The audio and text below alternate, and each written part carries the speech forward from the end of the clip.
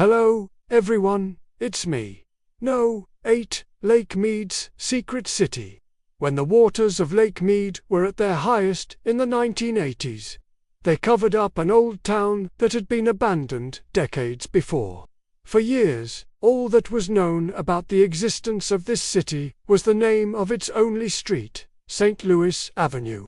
But when the water started to recede, in the past few years due to severe drought, it revealed something incredible to the world, a ghost town frozen in time from over 70 years ago. But how did an entire town get preserved for so long? And why is it so important to archaeologists?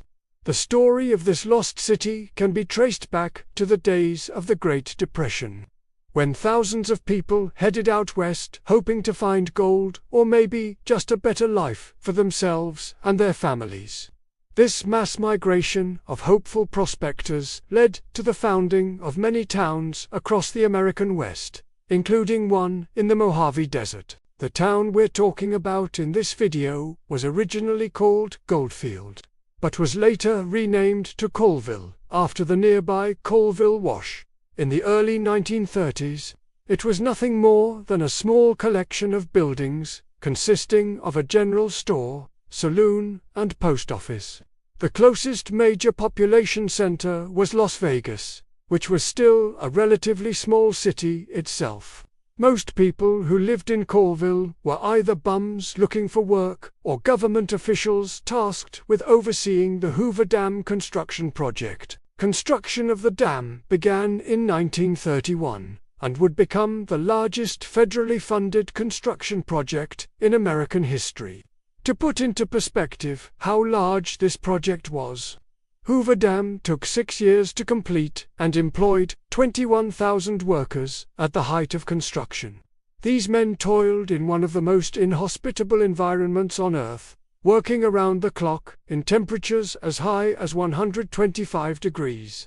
But someone had to do the work, and these men were willing to risk their lives doing it. As exciting as the prospect of building a dam that would one day provide electricity to millions of Americans was, there was still a dark side to this massive construction project. One of the worst tragedies at Hoover Dam occurred when several workers were killed by dynamite. The explosion also caused 2 others to go missing and several more were injured. This disaster was not caused by enemy sabotage or some sort of accident during construction. Instead, the dynamite was detonated by one of the construction workers, a man named Walter Scott. Scott had been hired on to work as a blaster, and his job was to blow up rocks and other obstacles that were in the way of construction. He was a career blaster, having worked on dozens of construction sites across the country prior to coming to the Mojave Desert.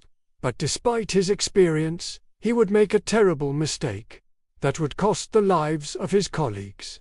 It seems that Scott was under a lot of pressure to perform well at his job, because his wife and kids were depending on him to make money. Sadly, this pressure got to be too much for him, and he developed a gambling addiction. One night, after losing a big game of poker, he decided to take his own life and the lives of as many co-workers as he could. When the explosion happened, it sent shockwaves throughout the camp. Everyone immediately knew that something terrible had happened, but they couldn't figure out what. A rescue party was quickly assembled and they went to investigate the damage. They found the bodies of the workers who had been killed instantly. But as for the 2 missing men, they would never be seen again. It was clear that the deaths of these men were no accident, but authorities didn't want to cause panic among the other workers. So they concealed the truth for several weeks. It was obvious that someone wanted to keep this tragic event a secret. But why? Was it to protect the company's reputation, or to cover up the mistakes of a desperate worker? While the mystery of the missing workers was never solved, the tragedy of their deaths would eventually come to an end. By the late 1930s, the Hoover Dam was finished, and the need for a supply base near the construction site was no longer necessary. all that remained in Colville were a handful of government officials and construction workers, who had stayed behind to enjoy the slower pace of life in the desert. But even these people would eventually move away. By the early 1940s, Colville was completely abandoned. All of the buildings were demolished, except for the stone and concrete foundations. As for the skeletons of the workers who died, those were left behind as well. Not a single person had set foot in the town for over 60 years. When the Bureau of Reclamation came in to clear the area of any remaining debris, they built a new lake in the valley created by the Hoover Dam, and it would be named Lake Mead in honor of the man who oversaw its construction. But while the government was able to clear away most of the buildings and other debris, they didn't bother searching every inch of land. There may have been personal belongings left behind by the townspeople, but those were left where they were. For the next couple of decades, the area around Lake Mead was popular for boaters and fishermen. But in the 1980s, the lake's water levels rose to cover up the remains of Colville. At this point, no one even knew that the town existed anymore. Not even the government. But when the drought hit and the water level dropped in 2022, it revealed the ruins of this once great city. Archaeologists were shocked to see how well preserved everything was. Wooden buildings and other structures made out of organic material usually decompose within a few years. But the lack of oxygen and moisture in the desert allowed them to last for over 7 decades. As soon as the town was discovered, archaeologists set to work uncovering its secrets. They discovered dozens of artifacts ranging from bullets to belt buckles. But perhaps the most interesting thing they found was the outline of a room inside one of the buildings. What made this discovery so special was the fact that almost everything else had been taken away. This meant that archaeologists had a rare opportunity to study the architecture and layout of a building, without being distracted by random objects or other debris. In addition to studying the architecture of the buildings, archaeologists were also interested in finding out what happened to the townspeople. Did they all pack up and leave when the government told them to, or were they forced out by violent means?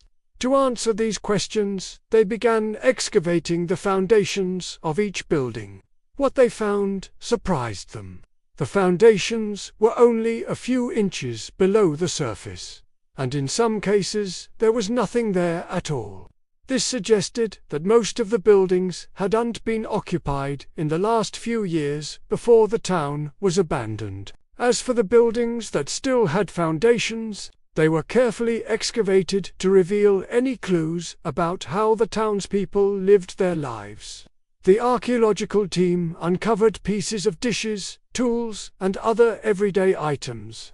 These artifacts provided insight into how people lived, worked, and played in Colville. They learned that the people who lived there were mostly young men between the ages of 20 and 35. This makes sense, considering that Colville was built to house government officials and construction workers. But it also raised questions about what kind of life they lived. Were they happy, or did they feel isolated in a small desert town? Unfortunately, there isn't enough evidence to say for sure. But archaeologists hope to learn more about the town's history through future excavations. As for the skeletons of the men who died in the dynamite explosion, those are still in the foundations of the building they were working in. Archaeologists don't plan on moving them anytime soon out of respect for the workers and their families. Today, Lake Mead National Recreation Area is one of the most popular tourist destinations in Nevada. Visitors come from all over the world to see the Hoover Dam and the beautiful lake that surrounds it. Many people are also fascinated by the history of Colville and what life was like in a ghost town frozen in time. Thanks for watching. If you enjoyed the video, please leave a like. We look forward to seeing you again next time. Bye.